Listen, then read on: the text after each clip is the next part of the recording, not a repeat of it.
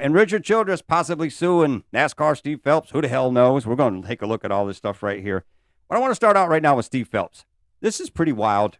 I honestly forgot about this, but Steve Phelps went on Undercover Boss. You remember? In late 2023, quiet messages were sent inside NASCAR's top offices. Now, in November 2025, those secret messages are finally out, and what they say has shocked the whole racing world. A famous team owner was talked about in a way no one expected, and the truth inside these messages is now shaking the sport from the inside. In newly released court documents from the Antitrust lawsuit filed by 23XI Racing and Front Row Motorsports against NASCAR, private texts exchanged between former NASCAR president Steve Phelps and chief media officer Brian Herbst targeted Richard Childress. In one message, Phelps wrote, "Childress needs to be taken out back and flogged. He's a stupid redneck who owes his entire fortune to NASCAR." Additional remarks included repeated insults. Phelps called Childress an idiot, a dinosaur, and a malcontent. Herbst responded in kind, calling his co-owner an idiot. These messages date back to August 2023, shortly after Childress gave a national radio interview criticizing NASCAR's handling of charter negotiations and media rights deals.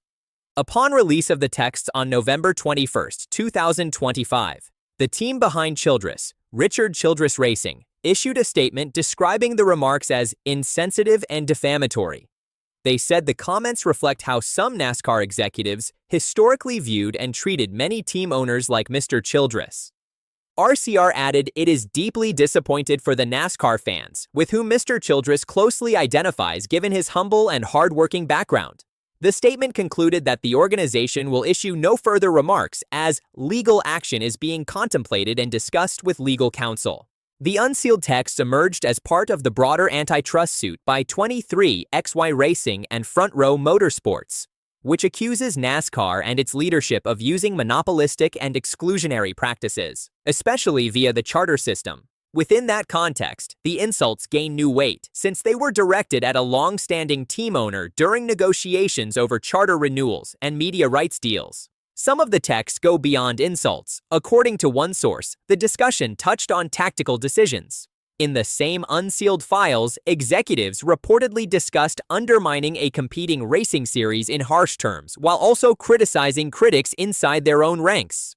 RCR's declaration of considering legal action spotlights a severe rift between a major team owner and NASCAR leadership.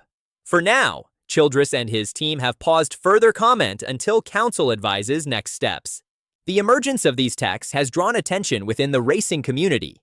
Fans, competitors, and industry watchers view the messages as potentially symptomatic of deeper tensions between NASCAR's governing body and some of its veteran owners.